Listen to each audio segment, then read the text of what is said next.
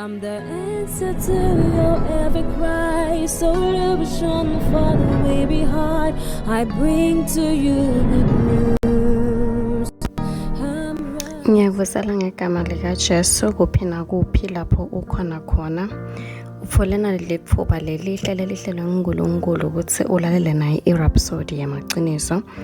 Lokho incwadi yaNkulunkulu lebhalwe ngumfundisi Chris Oyakhilome DSC DD.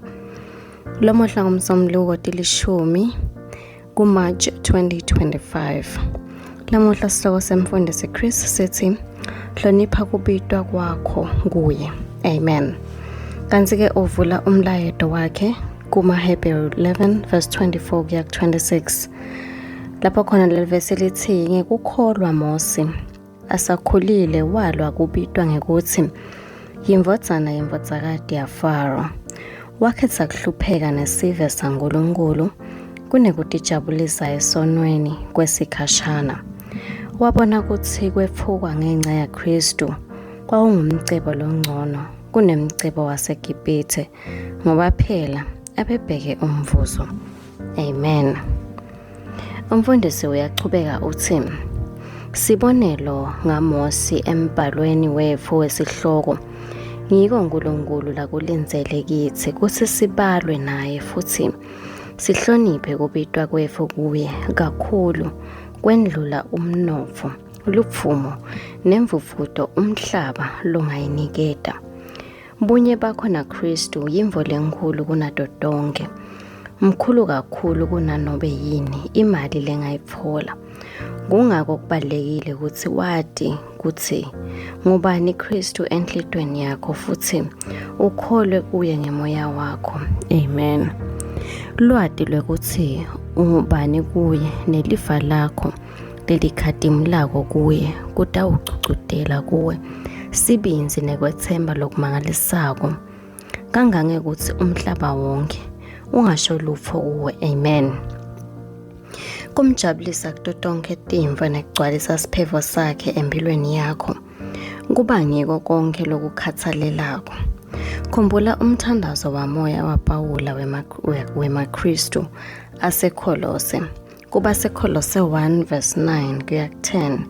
Ngalesizathu sihlala sicela uNkulunkulu ukuthi niphile impilo lefanele inkosi nijabulise ngato tonke tindlela. Amen. Mose akazange aphile ngesikhathi saJesu kepha waba nesembulo sekubitwa kwakhe nebunjabulo bakhe nemsenzisi. Ngobe uma abonakalisa uba ngumsenzisi futhi nguloko Mose labangiko. LiBhayibheli lithi ngaye uNkulunkulu wakhula bamfana baka-Israyeli eGibhithe wabasenzisa. Kuya kuyobhekana naFaro kude akhulule bantfu baNkulunkulu ukuthi bahambe bekubeka kuphila kwakhe engodini kofa bekatasithatha njengalesibalulekile leso sabelo. Abengasabi ashiya iGibhithe live nawo konke libe likumelela. Amen. Ungavumeli lufo lolubalekile nobe lolusho lokunyenti kuwe kwendlula kuphilela Kristu. LiBhayibheli lithi wabafela bonke kuze kuthi bonke labo labafela bangabe basatiphilela kofa baphilele yena lo wabafela waphinze wavuselwa bona. 2 Corinthians 5 verse 15. Amen. Philela kude umjabulise. Khumbula ungumsindisi waseSiyoni. Wasenziswa kude usenzise labanye. Khomba naye elithamveni lakhe lokuncoba umphefumulo. Hlonipha libito lwakhe ekuphileni kwakho. Lubito lokuncoba imphefumulo nekhola bamvu ensenzisweni kwendlula umcebo wale live. Amen.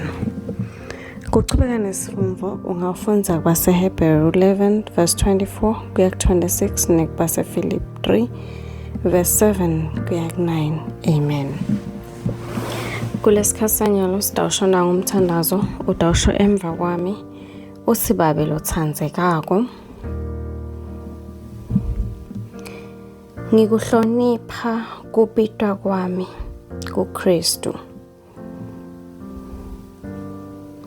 Ngitulu kwato tonke timvo temhlaba. Futhi ngiphila impilo lefanele wena.